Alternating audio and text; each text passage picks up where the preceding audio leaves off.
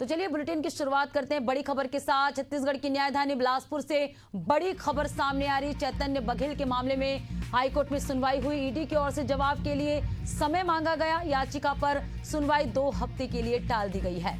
चैतन्य ने खुद को हिरासत में ले जाने को ही चुनौती दी है। मनी लॉन्ड्रिंग मामले में चैतन्य की गिरफ्तारी हुई है। तो बड़ी और अहम जानकारी आपको दे रहे हैं। चैतन्य बघेल के मामले में हाईकोर्ट में सुनवाई हुई।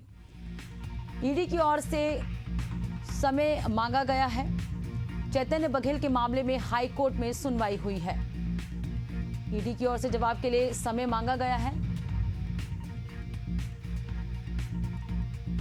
और चलिए इस पर ज्यादा जानकारी के साथ प्रकाश राव संवाददाता हमारे साथ जुड़ चुके हैं। प्रकाश, आज चैतन्य बघेल की हाई कोर्ट में सुनवाई हुई, आपसे जानना चाहेंगे पूरा अपडेट।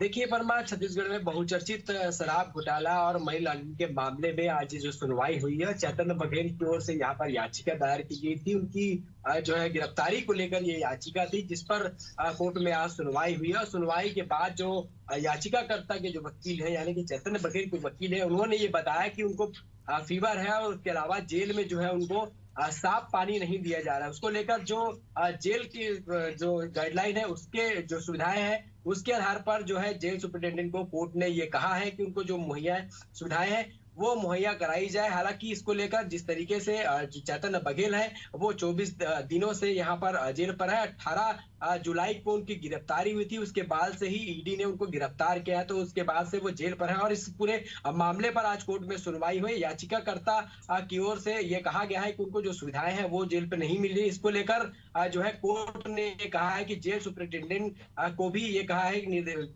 निर्देश दिए हैं कि जो भी वहां पर सुविधाएं है वो उनको मुहैया कराई जाए, जेल के जो मेनू होंगे उसके आधार पर। उसके अलावा अगर कहें तो ईडी से भी जवाब तलब किया है कि इस पूरे मामले पर जो भी पूछताछ है उसके बाद जो है वो जवाब यहाँ पर कोर्ट ने मांगा है। और इस पूरे मामले पर 2 सप्ताह के लिए सुनवाई जो है वो टल गई, यानी कि 26 अगस्त को इस पूरे मामले की सुनवाई होगी। हालांकि इससे पहले अगर कहें तो भूपेश बघेल ने इस पूरे मामले पर सुप्रीम कोर्ट का दरवाजा खटखटाया, तो सुप्रीम कोर्ट ने इस पूरे मामले पर हाई कोर्ट जाने की सलाह दी थी। तो इस पूरे मामले को लेकर जो है हाई कोर्ट में दायर याचिका यहाँ पर दायर की थी, जिसके बाद आज इस पूरे मामले पर सुनवाई हुई। और 16 करोड़ से अधिक का लेनदेन का जो रियल एस्टेट में लेनदेन की बात है वो सामने, जिसके आरोप में उन्हें गिरफ्तार किया गया। तो कहीं ना कहीं इस बार फिर जो है अब 2 सप्ताह के बाद इस पूरे मामले पर सुनवाई होगी। और कोर्ट ने सुनवाई के बाद जो है ईडी को है जवाब तलब किया। हालांकि ईडी के इस पूरे मामले पर किस तरीके से जवाब आता है ये देखने वाली बात होगी। ये